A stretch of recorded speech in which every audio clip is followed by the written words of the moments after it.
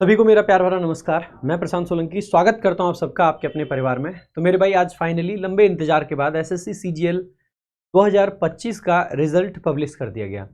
ये SSC exams में पहला मेजर रिजल्ट है। इससे पहले जो रिजल्ट आया था वो बेसिकली मेजर रिजल्ट में नहीं काउंट कर सकते हम उसको, क्योंकि स्टेनो का एग्जाम छोटा ही एग्जाम होता है। लेकिन अब की बार जो रिजल्ट आया वो एसएससी सीजीएल का रिजल्ट है। तो 2025 में जो एग्जाम में बहुत सारे पैटर्न में चेंजेस दिखे, क्वेश्चंस मुश्किल हुए, जीएस को बहुत टफ बना दिया गया, इंग्लिश को टफ बना दिया गया, तो उसका क्या परिणाम आपका ओवरऑल रहा है उस पर हम चर्चा करेंगे। साथ ही साथ में मेंस की डेट क्या है और कितने गुना स्टूडेंट्स को लिया गया है, क्या पेपर एक शिफ्ट में होगा या नहीं होगा, इन सारी बातों पर चर्चा करेंगे। तो वीडियो को शुरू से लेकर लास्ट तक देखिएगा। और शुरुआत में ही जिन बच्चों का सिलेक्शन हुआ है, यानी कि जिन्होंने प्री की कट ऑफ को क्लियर किया है, भी सिलेक्शन तो काफी दूर है कहीं ना कहीं, तो उन सभी से बस एक ही बात कहूंगा कि भाई बहुत बहुत बधाई। इतनी सारी नेगेटिविटी के बाद भी अगर आप लोग एक स्टेज को क्लियर करके आगे तक गए हैं तो आप डिजर्व करते हैं, आपने मेहनत करी है इसीलिए गए हैं। लेकिन अभी ये जो रास्ता है ये इतना खत्म यहाँ पे कंप्लीट नहीं होता है। अभी आपको एकदम से कॉम्प्लासेंट भी नहीं होना है और एकदम से बहुत ज्यादा चिंतित भी नहीं होना है कि एकदम से मेंस आ गया। आपको प्रॉपर स्ट्रेटजी से आगे चलना है, आगे बढ़ना है और उस स्ट्रेटजी के हिसाब से आपको अपने मेंस के लिए तैयारी करनी है, जहां पे आपके लिए एक एक दिन, एक एक मिनट और एक एक लम्हा काफी क्रूशियल है, काफी इंपॉर्टेंट है। मेंस के लिए एक कंप्लीट स्ट्रेटजी वीडियो जल्द आपको मिलेगी आपके इसी चैनल पर, तो उसको जरूर देखिएगा। उसमें मैं कुछ टिप्स एंड ट्रिक्स जो मेरा एक्सपीरियंस रहा है वो जरूर शेयर करूंगा। बाकी जिन बच्चों का किसी भी कारण से मेंस नहीं, मतलब प्री क्लियर नहीं हो पाया, मेंस के लिए एलिजिबल अगर आप नहीं है, तो यहाँ पे हिम्मत आपको नहीं हारनी है। 2025 के भी अभी मल्टीपल एग्जाम्स बाकी हैं, जहाँ पे सीएचएसएल प्री का रिजल्ट आना बाकी है, सीपीओ का रिजल्ट आना बाकी है, एमटीएस का एग्जाम होना बाकी है। तो आप लोगों को फोकस इस चीज पे करना है कि चलो अभी नहीं तो थोड़ा सा आगे। अल्टीमेटली आज से 2-3 साल बाद किसी को ये याद नहीं होगा कि आपकी जॉब 25 के पेपर से लगी थी या 26 के पेपर से लगी। मैटर ये करेगा कि आपकी नौकरी लगी या नहीं लगी, आप बेरोजगार रहे या आपको रोजगार मिला, ये सबसे बड़ा मैटर करता है। तो मैं कहूंगा ठीक है, जो हुआ उसमें हो सकता है आपकी बहुत सारी गलतियां रही हो सकता है और किसी की गलतियों की वजह से आपका नहीं हुआ हो। किसी को ब्लेम करना इस टाइम पे बड़ा आसान हो सकता है, खुद को ब्लेम करना भी इस टाइम पे एक हद तक आसान हो सकता है। तो मैं ये कहूंगा कि ना तो खुद को ब्लेम करना है, ना किसी और को ब्लेम करना है। This is the time to reunite yourself. आपको अपनी पूरी एनर्जी को एक जगह लाना है, इकट्ठा करना है और अपने जीवन में आगे बढ़ना है, आगे निकलना है। और फालतू के ब्लेम गेम में आपको नहीं जाना है। ना कभी परिवार को ब्लेम करना है, ना कभी किसी और को ब्लेम करना है, ना किसी रिलेशनशिप को ब्लेम करना है, ना किसी टीचर को ब्लेम करना है। इस टाइम पे अगर कुछ नहीं हुआ है तो एक्सेप्ट इट, मतलब अपने आप को भी ब्लेम नहीं करना है, एक्सेप्ट करना है और आगे ये देखना है कि ये जो गलतियां अब की बार हुई हैं इनसे हम क्या सीख ले सकते हैं और किस तरीके से आगे बढ़ा जा सकता है। तो सबसे पहले मैं रिजल्ट पे आता हूं और बात करते हैं थोड़ी सी कि रिजल्ट में क्या क्या चीजें खास रही। थोड़ा सा रिजल्ट के हाईलाइट्स देख लेते हैं। अगर हम बात करते हैं तो एसएससी ने सबसे पहले रिजल्ट में यही दिया है कि 12 सितंबर से लेकर 26 सितंबर तक पेपर हुआ था। इसके बाद में 14 तारीख को री एग्जाम हुआ था। इसमें रिजल्ट के अंदर 3 लिस्ट आपको मिलती है। लिस्ट 1 में जेएसओ का जिनका क्लियर हुआ है उनका रहता है। लिस्ट 2 में स्टैटिस्टिकल जो इन्वेस्टिगेटर होता है, एसआई जिसको बोल देते हैं, ग्रेड 2 उसका रहता है। और लिस्ट 3 में all post other than JSO and ये जो एसआई ग्रेड 2 होता है इसका, यानी कि इन दोनों के अलावा बाकी जो लिस्ट 3 होती है ये मेजर कट ऑफ होती है आपकी। अगर हम बात करते हैं तो इसमें एक जगह ये भी लिखा रहता है कि यूआर का 30%, ये मिनिमम क्राइटेरिया होता है। इसका मतलब ये नहीं है कि ये कट ऑफ होती है, ठीक है, ये मिनिमम क्राइटेरिया होता है, इससे कम कट ऑफ नहीं जा सकती है। चाहे जिनका पेपर हुआ है, जैसे वैकेंसीज 10,000 हैं और सिर्फ 8,000 लोग ऐसे हैं जो इसको क्रॉस कर पाएंगे तो 8 ही लेंगे, वैकेंसी से कम ले लेंगे, लेकिन ये मिनिमम थ्रेशोल्ड होता है। इसके ऊपर वैकेंसी के हिसाब से कट ऑफ बढ़ती जाती है। तो यहाँ पे कैटेगरी वाइज कट ऑफ है। सबसे पहली जो लिस्ट होती है वो जेएसओ की होती है, जिसमें सबसे ज्यादा कट ऑफ सामान्यतः जाती है, पहले भी जाती थी, पहले डबल को सबसे ज्यादा जाती थी। तो जेएसओ की जो कट ऑफ है वो यूआर की 153.46 है और ओबीसी की भी 153.46 है, यानी कि दोनों की बराबर है। ईडब्ल्यूएस की 151 है, एससी और एसटी के 137 और 136 है क्रमशः। इसके अलावा जो लिस्ट 2 है इसमें कम लोग लिए गए हैं, यानी कि लगभग आपके 6200 के करीब लोग टोटल लिए गए, यानी कि 6200 लोग वो हैं जिनके इतने इस लेवल के मार्क्स हैं। इससे आप ये भी अंदाजा लगा सकते हैं एक हद तक कि जब आप मेंस का पेपर देने जा रहे हैं तो किस कैटेगरी के, किस लेवल के लोग आपसे आगे हैं, ठीक है, और कितने लोग।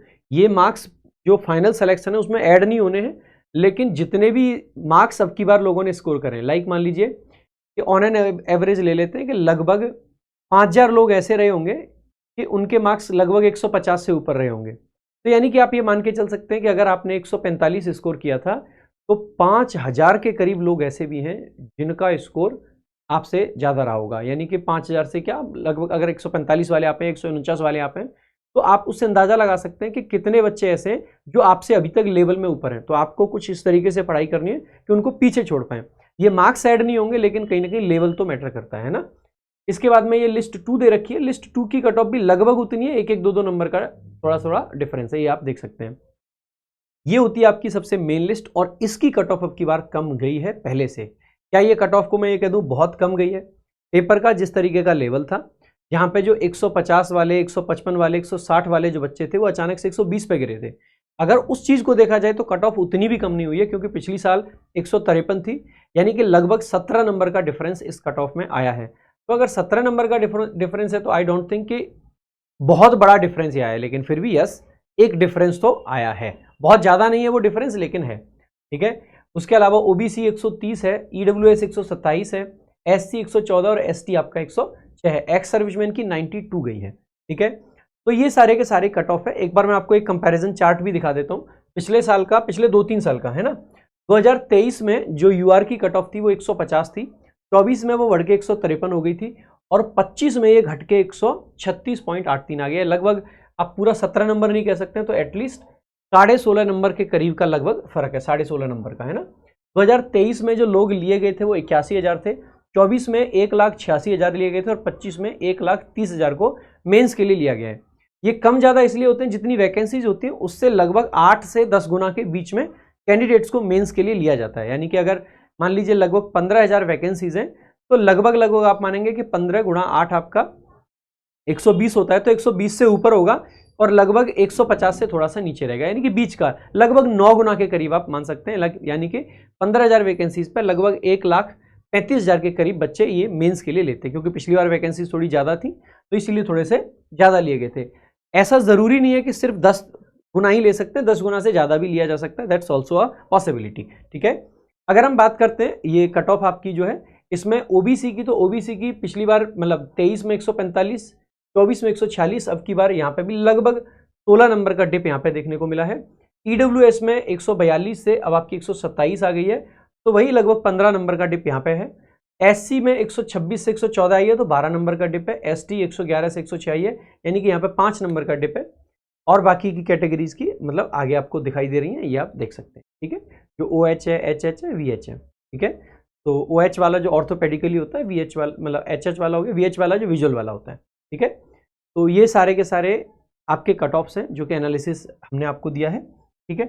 अब अगर हम आगे की बात करें तो 1-2 क्वेश्चंस आपके मन में जरूर उठता होगा कि सर मेंस का पेपर कब होगा। तो एक तो रिजल्ट में आपको 1-2 चीजें दिख रही होंगी कि 49 कैंडिडेट्स हैं जिनका रिजल्ट नहीं दिया गया है, क्योंकि इनका बेसिकली विथहेल्ड रखा गया है। कई सारे रीजंस हो सकते हैं, जिनमें शामिल हैं जो पेंडिंग लिटिगेशंस या कोर्ट केसेस हैं, तो कोर्ट केसेस की वजह से। अच्छा, जैसे जिस टाइम पे पेपर हो रहा था तो काफ़ी चर्चा रही थी कि एसएससी ऐसे ही डिबार कर रहा है, बहुत सारे बच्चों को डिबार कर रहा है, लेकिन रिजल्ट जो है वो कुछ और तस्वीर बयां करता है। रिजल्ट ये कहता है कि जो 5 कैंडिडेट्स हैं उनका बेसिकली विथहेल्ड रखा गया है, या यूँ कह सकते हैं कि उनका प्रोसेस नहीं किया है। ये विथहेल्ड नहीं है, इनका प्रोसेस ही नहीं किया है, यानी कि रोका नहीं गया, कैंसिल कर दिया गया। क्यों? क्योंकि इनको बेसिकली डिबारमेंट किया गया इनका, या कैंसिल किया गया, या रिजेक्शन किया गया कैंडिडेचर। यानी कि जो इनिशियली लग रहा था कि पता नहीं कितने सारे लोगों को ये डिबार कर देंगे, तो वैसा नहीं है। एसएससी के एग्जाम में सीजीएल वाले में ये 5 कैंडिडेट्स ऐसे हैं जिनका इन्होंने डिबार किया होगा, या जैसे भी किया होगा। ये पब्लिक में अवेलेबल है, तो मैंने यहाँ पे रोल नंबर्स को छिपाया नहीं है। इसके अलावा कहा गया कि जो इसका टियर 2 स्टेज होने वाला है ये basically 3rd week of January में होगा, और 3rd वीक ऑफ जनवरी का मतलब है कि लगभग वही आपका 20 तारीख के करीब, जो पिछली बार आपका 18 जनवरी 20 जनवरी का पेपर था, तो ऑलमोस्ट वही टाइम आपका अब की बार भी लिया गया है। अभी ये डेट भी टेंटेटिव है, ये हो सकता है कि थोड़ा सा आगे पीछे भी हो जाए। तो 20 जनवरी के हिसाब से अगर हम देखते हैं तो 2 महीने मतलब 1 महीने का समय आपके पास में टोटल बचा है। अब इस 1 महीने में आप कितना मैक्सिमम कर सकते हैं? मैं जस्ट आपसे एक चीज कहूंगा कि भाई प्रैक्टिस प्रैक्टिस एंड प्रैक्टिस। आपको हर हालत में ज्यादा से ज्यादा प्रैक्टिस करनी है, सेल्फ प्रैक्टिस करनी है, जितना ज्यादा हो सकता है उतना ज्यादा से ज्यादा खुद से क्वेश्चंस लगाने का प्रयास करना है, क्योंकि जब सेल्फ प्रैक्टिस करोगे बहुत ज़्यादा आई वॉन्ट रिकमेंड कि आपको इस टाइम पे बहुत ज़्यादा क्लासेस या किसी और चीज़ पे रिलाई करना है। यस, क्लासेस का यूज़ आप कर सकते हैं just for the revision purpose, और किसी और पर्पज़ के लिए नहीं। तो रिवीजन पर्पज़ के लिए क्लासेस को यूज़ कर सकते हैं, और बाकी आप प्रैक्टिस पे एक्सेसिवली आपको फोकस करना है।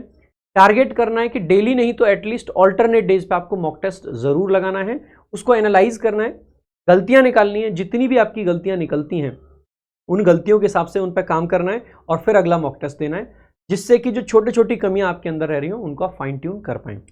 बाकी अगर आपको फिर भी ये रहता है कि सर हमें क्लासेस की ज़रूरत है, आई वॉन्ट रिकमेंड ऑनेस्टली, लेकिन अगर फिर भी रहता है कि सर क्लासेस की ज़रूरत रहती है, आरजी विक्रमजीत ऐप पे मेरा मेंस का बैच अवेलेबल है।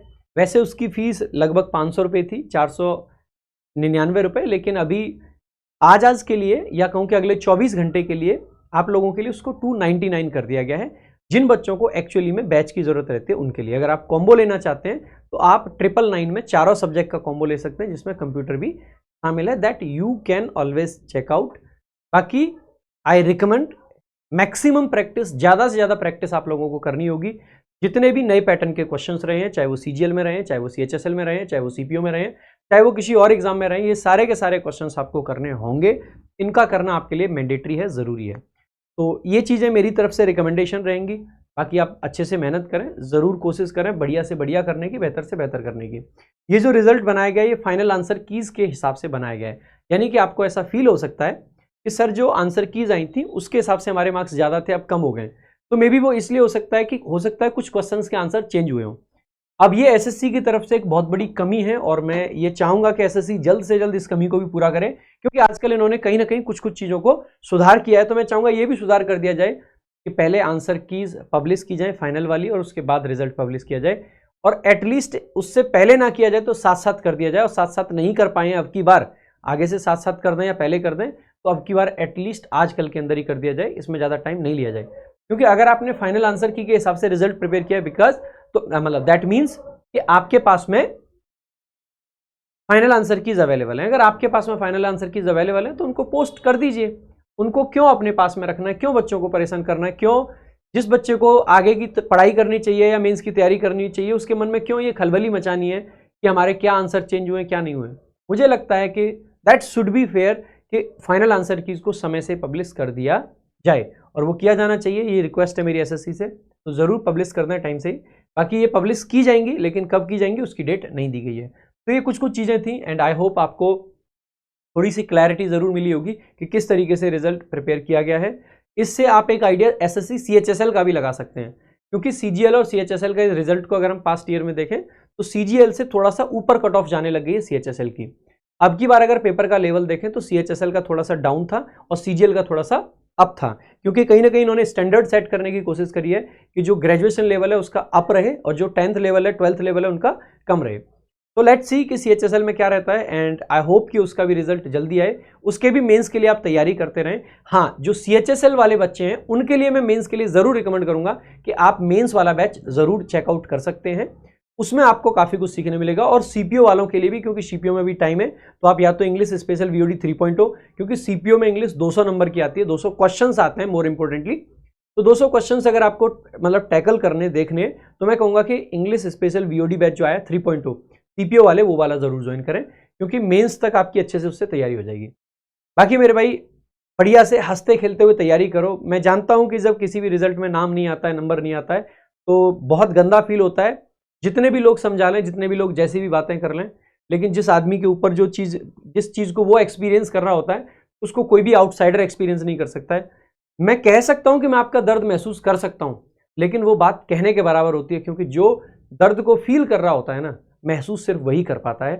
बाकी फिर भी लास्ट में एक ही चीज़ है कि कितना भी दर्द महसूस कर लें, कितना भी रो लें, चीज़ें बदलती नहीं हैं। हमारे वीक पढ़ने से, हमारे कमज़ोर पढ़ने से कोई भी चीज़ बदलती नहीं है। कई बार हमें ऐसा लगता है कि एक बार टूट के देखते हैं क्या अच्छा होगा, तो कुछ अच्छा नहीं होता है। जितना टाइम मुश्किल होता है, जितनी हमारे जीवन में हार्डशिप्स आती हैं, उनमें हमें स्ट्रांग रहने की ज़रूरत होती है, कमज़ोर पढ़ने की नहीं होती है। और अगर आज एक रिज़ल्ट की वजह से अगर हम कमज़ोर पढ़ते हैं, तो हमारे लिए ऐसा नहीं है कि कोई ये देखेगा यार बड़ा अच्छा बच्चा है, बहुत मेहनत करी थी फिर भी रिजल्ट नहीं आया। इस बात को सुन लेने से नौकरी नहीं मिल जाएगी। नौकरी मिलेगी हमें रेजिलिएंट होके, नौकरी मिलेगी जब हमारे अंदर परजीवरेंस होगी, हम लगातार मेहनत करने के आदी होंगे, काबिल होंगे। तो मेरे भाई यही कहूँगा आप लोगों से कि लगातार लगे रहें, मेहनत करते रहें, मेहनत करने वाले का कोई तोड़ नहीं है। आप अच्छे से मेहनत कीजिए। Thank you so much. जय हिंद, जय भारत।